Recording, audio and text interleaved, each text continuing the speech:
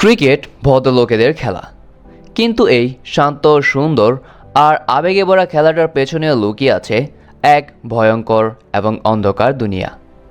এমন কিছু scandal, syndicate, fixing আর বিট্রিয়ালের গল্প ক্রিকেটের ইতিহাসে জড়িয়ে আছে, যেগুলো পুরো ক্রিকেট বিশ্বকে কাঁপিয়ে দিয়েছিল। এবং আজকের এই ভিডিওতে আমরা জানব ক্রিকেটের সেই সকল ডার্ক সাইড সম্পর্কে, যেটা অনেক ক্রিকেট প্রেমীরা আজও ভুলতে পারেনি। So without wasting any more time, let's start our today's video. ক্রিকেটে ফিক্সিং শব্দটা প্রথমবারের মতো বড়ভাবে আলোচনায় আসে 1990-এর দশকে।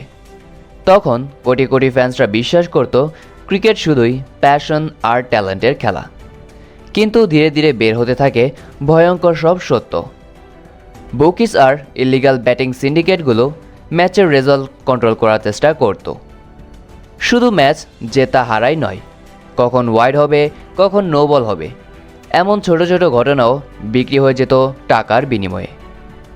সবচেয়ে বড় শক আসে সাউথ আফ্রিকার কিংবদন্তি ক্যাপ্টেন হ্যান্সি কনজের স্ক্যান্ডাল দিয়ে। পুরো বিশ্ব তাকে একজন হোনেস্ট লিডার হিসেবে চিনত, কিন্তু পরে প্রমাণিত হয় যে তিনি ম্যাচ ফিক্সিংয়ের সাথে খুব বাজেভাবে জড়িত ছিলেন। কোটি কোটি ক্রিকেট ফ্যানদের মন ভেঙে যায় সেই ঘটনায়। সাউথ আফ্রিকার ক্রিকেটের ইমেজ একেবারে নষ্ট হয়ে গিয়েছিল সেই দিন থেকে। এরপর আসে পাকিস্তান ক্রিকেটের স্পট ফিক্সিং স্ক্যান্ডাল। 2010 সালের ইংল্যান্ড ট্যুর চলাকালীন পুরো ক্রিকেট বিশ্ব হতবাক হয়ে যায় যখন মোহাম্মদ আমির, মোহাম্মদ আসিফ এবং ক্যাপ্টেন সালমান বাট ফিক্সিংয়ের অভিযোগে ধরা পড়ে। একটা নোবল করার জন্য পর্যন্ত টাকা নেওয়া হয়েছিল। ভাবা যায়, তরুণ ট্যালেন্ট আমির তখন পুরো বিশ্বের ফেভারিট ফাস্ট বোলার ছিল, কিন্তু একটা স্ক্যান্ডাল তার পুরো ক্যারিয়ার খুব বাজেভাবে নষ্ট করে দেয়। শুধু ইন্টারন্যাশনাল ক্রিকেট না, আইপিএলের মতো বড় লিগগুলোতেও কন্ট্রোভার্সি থামেনি। 2013 সালে আইপিএল স্পট ফিক্সিং স্ক্যান্ডাল পুরো টুর্নামেন্টের রেপুটেশন নষ্ট করে দেয়। কয়েকজন সুনামধন্য প্লেয়ার এবং টিম অফিসিয়ালসরা ফিক্সিংয়ের সাথে জড়িয়ে পড়ে। এমনকি চেন্নাই সুপার কিংস এবং রাজস্থান রয়্যালস কয়েক বছরের জন্য ব্যান পর্যন্ত খেয়েছিল এই ফিক্সিংয়ের দায়ে। এরপরও আইপিএল থেকে এই ম্যাচ এবং স্পট ফিক্সিং এখনও দূর করা যায়নি। আরেকটা ভয়ঙ্কর চ্যাপ্টার ছিল বল টেম্পারিং স্ক্যান্ডাল। 2018 সালে অস্ট্রেলিয়ার টিম সাউথ আফ্রিকা ট্যুরে বল টেম্পারিং করতে গিয়ে ক্যামেরাতে ধরা পড়ে। বল টেম্পারিং বলতে মূলত বলের স্ট্রাকচার নষ্ট করে দিয়ে বলে এক্সট্রা সুইং আনানোর চেষ্টা করা হয়, সেটাকেই বল টেম্পারিং বলে।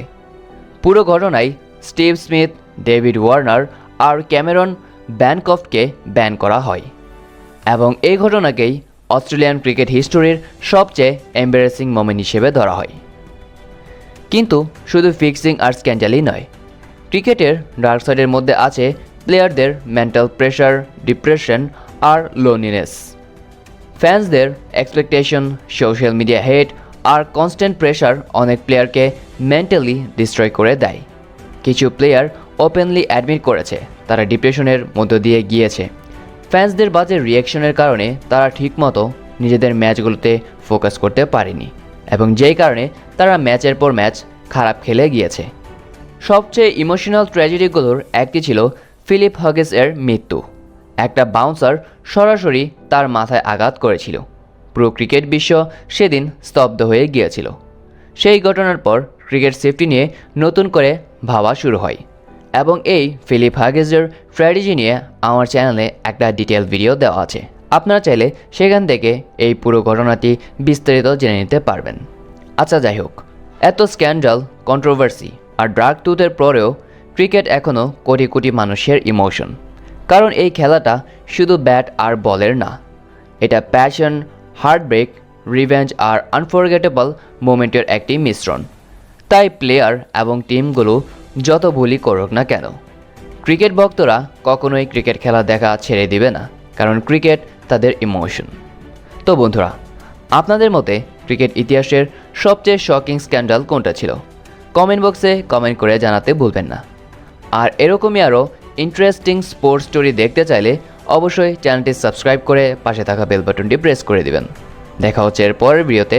Until then, take care, bye by.